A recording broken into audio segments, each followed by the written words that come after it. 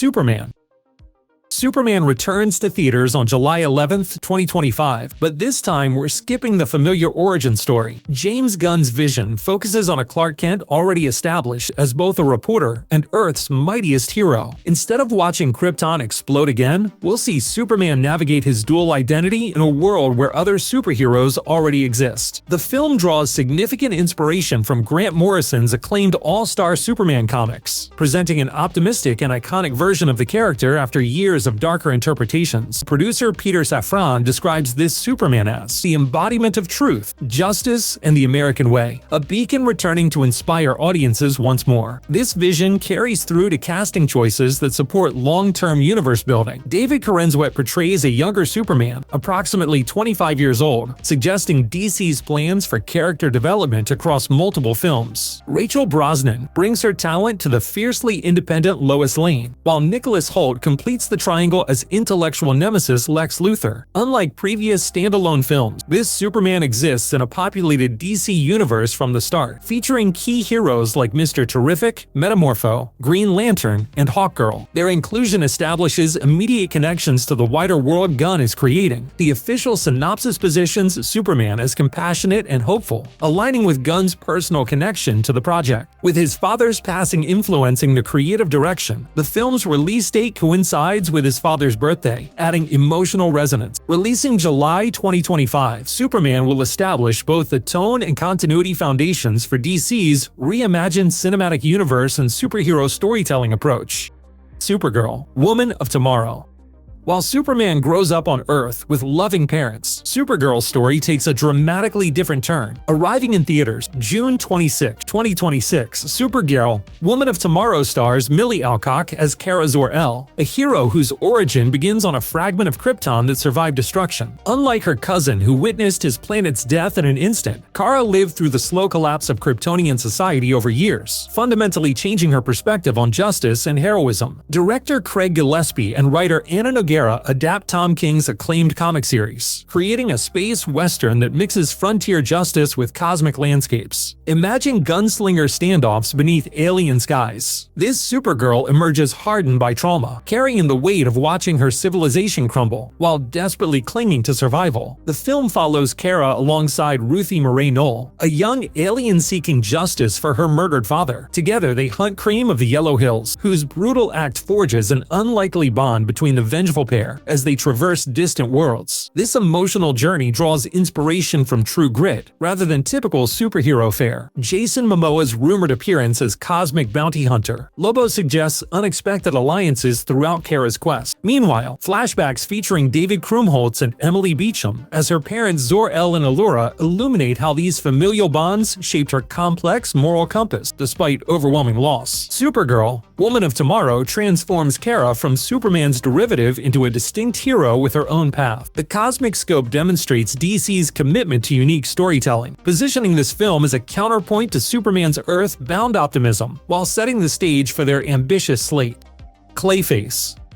Clayface arrives in theaters on September 11, 2026, representing DC's first venture into body horror territory. The film centers on Basil Karlo, a once respected actor now facing career obsolescence in Hollywood, when he discovers a mysterious substance that promises to revitalize his fading career by allowing him to reshape his appearance. Karlo sees it as his ticket back to relevance. The initially miraculous transformation quickly spirals out of control. Karlo loses the ability to maintain a consistent form, blurring the line between actor and character in horrifying ways. His body becomes increasingly unstable, transforming him into a grotesque, amorphous entity whose features melt and reform against his will, mirroring his failed comeback in the box office flop that nearly ended his career. Director James Watkins applies his horror expertise to craft an intimate, disturbing character study that emphasizes Karlo's internal struggles. Mike Flanagan's script draws from Clayface's 1940 comic book origins while exploring Hollywood's Hollywood's obsession with youth and relevance, showing Carlo's mental deterioration paralleling his physical instability. Clayface positions its villain as the protagonist, allowing audiences to witness his tragic descent. This creates moral ambiguity rarely seen in superhero cinema, as we follow Carlo's transformation from desperate actor to monstrous villain. The film is described as a horror thriller tragedy and will likely receive an R rating due to its body horror elements. While maintaining connections to the broader DCU, Clayface represents DC Studios' commitment to complete, self-contained stories that prioritize creative vision over franchise building. The film begins shooting in spring 2025, with its fall 2026 release positioning it as a Halloween season event.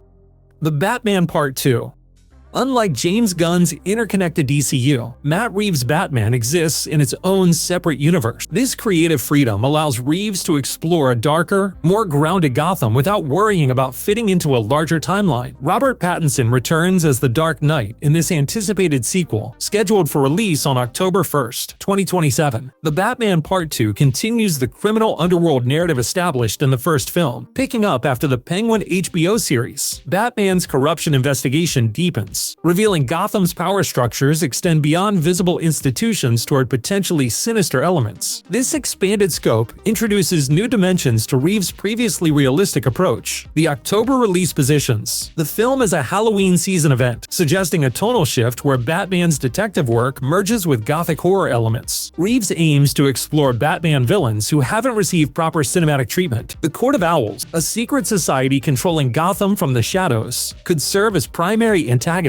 alongside a grounded version of Mr. Freeze. Colin Farrell's Penguin, having consolidated power after Falcone's death, presents a formidable adversary who understands Batman's methods, creating a complex criminal landscape for the Caped Crusader's second year. Production listings hint at sci-fi and fantasy elements that represent a departure from the first film's strict realism, allowing for comic-accurate interpretations while maintaining psychological depth. As the middle chapter in Reeves' planned trilogy, this sequel expands the scope, while preserving its character study foundation. Production begins in late 2025, demonstrating DC's commitment to filmmaker-driven projects alongside Gunn's interconnected universe. Dynamic Duo. Dynamic Duo marks a significant departure from typical animated superhero films when it arrives in theaters on June 30th, 2028. Instead of epic battles and world-saving stakes, this film focuses on two orphan thieves forming an unlikely brotherhood in Gotham City's shadows, long before they become Batman's partners. Arthur Mintz directs this innovative animation that blends CGI, puppetry, and live action, creating a distinctive visual style that mirrors the characters' relationship. The animation techniques serve narrative purposes, puppetry represents their performative personas while CGI showcases their evolving abilities. The story centers on two contrasting personalities. Dick Grayson, a former circus performer who lost his parents to murder, employs acrobatic finesse and meticulous planning. Jason Todd, abandoned and street-hardened, relies on aggression and underground connections. Like a graceful violin paired with a powerful drum, their methods initially clash before finding harmony. Their rivalry transforms into partnership when they uncover a criminal conspiracy threatening Gotham. Writer Matthew Aldrich crafts a coming-of-age narrative where these orphans with dreams must confront corruption before ever wearing Robin's colors. Mintz describes the film as a modest character piece, with Bourne-style action rather than superhero spectacle. As they work together, their fundamental differences become clearer. Dick's belief in redemptive justice against Jason's punitive approach to criminals. This tension creates the emotional backbone, while foreshadowing their eventual divergent paths. The PG-rated film will include Batman and supporting characters, but primarily explores this pivotal relationship, offering younger viewers entry to Batman mythology, while giving longtime fans fresh perspective on two beloved characters. Sergeant Rock. Sergeant Rock represents DC's attempt to expand beyond standard superhero fare into historical war drama territory. The project focuses on Franklin Rock, leader of Easy Company, as he navigates a mission that transcends conventional warfare. When intelligence reports reveal Hitler's pursuit of the legendary Spear of Destiny, Rock's mission becomes a race against Nazi occultists to prevent supernatural power from falling into the wrong hands. The film faces uncertainty due to scheduling conflicts with director Luca Guadagnino and star Colin Colin Farrell. Production timelines have repeatedly shifted, leaving the project in developmental limbo. Justin Kuritsky's script pairs Rock with a French resistance fighter, creating a narrative where battle-hardened soldiers confront both human enemies and mystical threats, much like how the real Allied forces fought against not only military might, but the dark ideology threatening to engulf Europe. Created in 1959 by Robert Kaniker and Joe Kubert, Sergeant Rock embodies DC Comics' rich history beyond superheroes. The character gained popularity as a decorated soldier known for leadership, tactical brilliance, and unwavering bravery against overwhelming odds in the European theater during World War II. The Spear of Destiny mythology connects the film to other mystical elements within the DC universe. This artifact, which pierced Kright's side during crucifixion, appears throughout DC stories as an object of immense power. Despite live-action uncertainties, Sergeant Rock recently appeared in the animated Creature Commandos series voiced by Maury Sterling. The project remains a priority for DC Studios, pending scheduling resolution, demonstrating their commitment to exploring their complete publishing history beyond conventional superhero narratives. The Authority.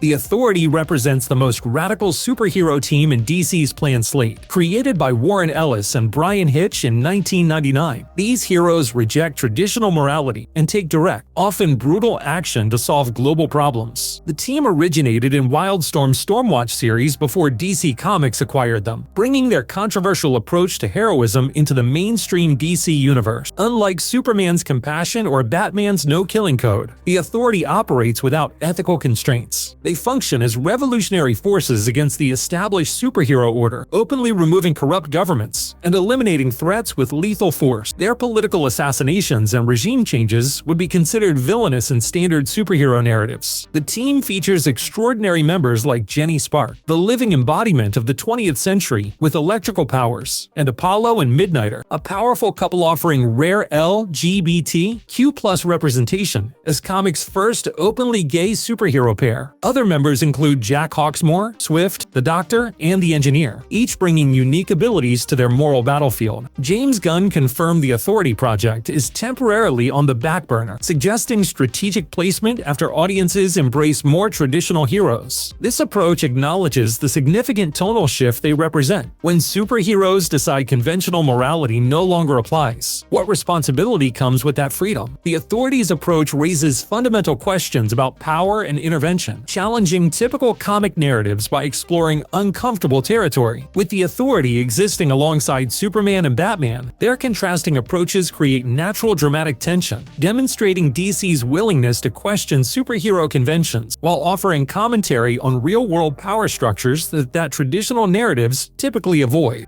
The Brave and the Bold.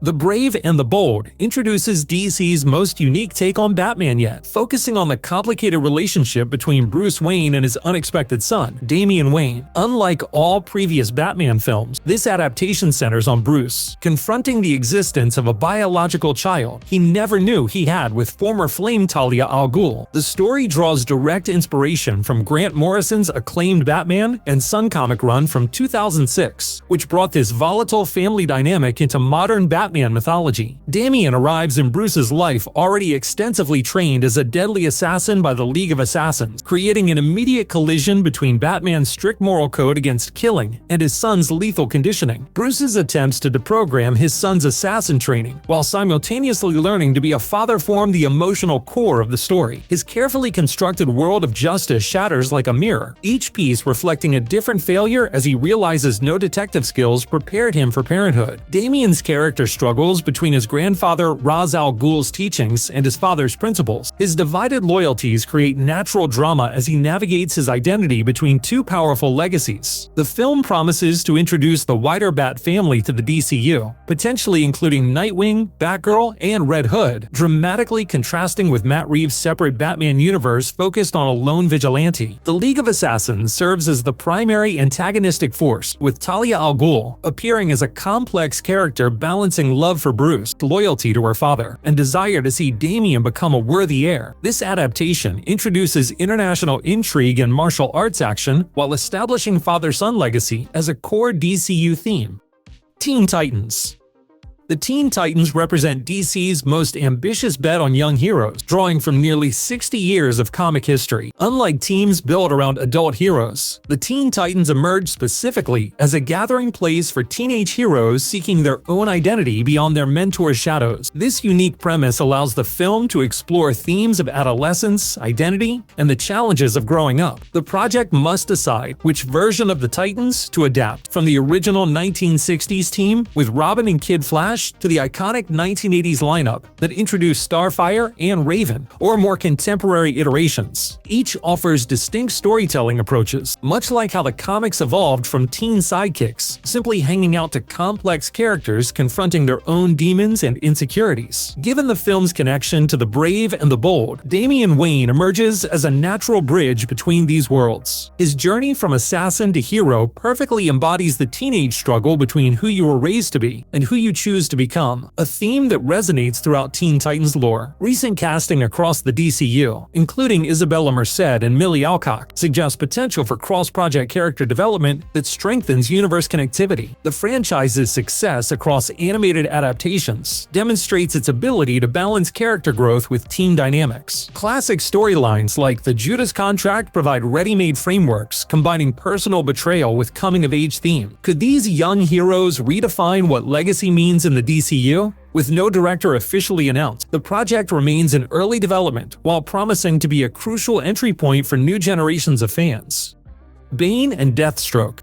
Bane and Deathstroke brings together two of Batman's most dangerous enemies in a partnership that nobody expected. Instead of focusing on heroes, this film centers on tactical genius Slade Wilson reluctantly joining forces with the physically imposing Bane when their separate criminal operations unexpectedly cross paths. These villains represent natural rivals with fundamentally opposite approaches. Bane combines overwhelming strength with strategic thinking, enhanced by the Venom drug flowing through his system. Deathstroke operates with calculated precision as a master assassin, his abilities enhanced through military experiments. Their contrasting methods create immediate tension as they struggle to cooperate against a greater threat. Matthew Orton's screenplay explores their origins concisely, Bane developing his tactical mind amid the violence of Peña Duro prison, while Deathstroke emerged from U.S. Army experimental programs. Similar abilities forged through vastly different circumstances. The project's intrigue stems from these characters' minimal interaction in DC Comics. Their rare encounters occurred primarily in video games like Batman: Arkham Origins, giving filmmakers freedom to craft an original narrative. Some industry sources suggest this project could potentially introduce additional characters like Deadshot, Catman, and Ragdoll, possibly adapting elements of the Secret Six team of anti-heroes. This would allow DC to explore morally ambiguous characters with complex motivations. Production begins fall 2025 in the UK, positioned between Superman's 2025 release and other narratives planned for 2026 and 2027. Like master strategists maneuvering dangerous pieces across a chessboard, this villain-centered thriller demonstrates DC's commitment to exploring the challenging alliance between brilliant but morally compromised individuals. Swamp Thing. Swamp Thing enters the DCU as the franchise's first true horror film, transforming a scientist's accident into a monster story that explores the boundary between humanity and nature. This project centers on Alec Holland, a scientist working in the Louisiana Bayou, whose research ends in a catastrophic chemical explosion that merges his consciousness with the swamp's plant life. Holland's transformation manifests as body horror. His human identity gradually erodes while plant consciousness overtakes him. Tendrils of vegetation replace flesh as memories decay like rotting leaves, leaving him trapped in a prison of bark and vine. The film draws inspiration from Wes Craven's 1982 cult classic, while incorporating elements from Alan Moore's comic run that redefined the character's mythology in the 1980s. Early production documents reveal the Bayou serves as both sanctuary and prison. The supernatural aspects introduce the Parliament of Trees, ancient plant elementals, who reveal Holland belongs to a lineage of protectors dating back centuries. This mythology elevates Holland beyond simple monster tropes while deepening his connection to the environment he must defend. The film examines humanity's relationship with nature as Holland confronts Sunderland Corporation, whose toxic waste dumping threatens to destroy the delicate Bayou ecosystem. This environmental focus connects the story to contemporary concerns through Holland's altered perspective. James Mangold is attached to write and direct, bringing his R-rated comic adaptation experience to the project, while maintaining connections to the larger DCU, Swamp Thing creates natural ties to other supernatural DC projects like Constantine II, potentially establishing a Justice League dark corner of the universe. Constantine II.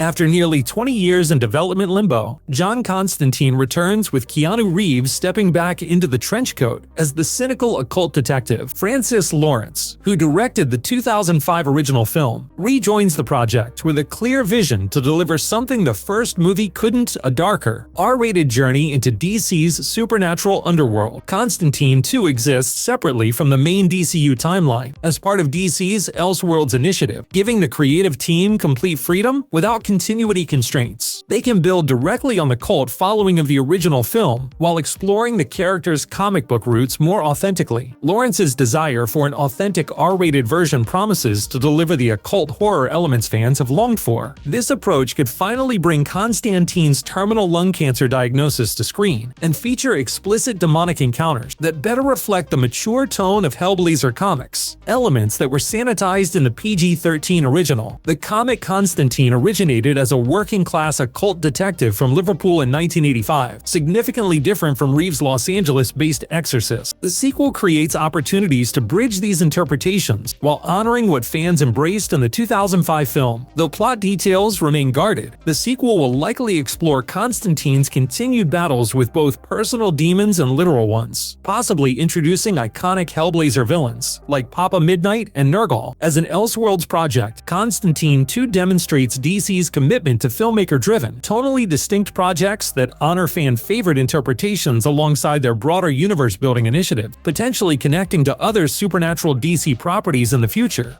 So which project are you most excited about? Do you think James Gunn can connect these varied tones in one cohesive universe? Let us know in the comments below, and be sure to hit that subscribe button and notification bell for more Explainerverse videos just like this one.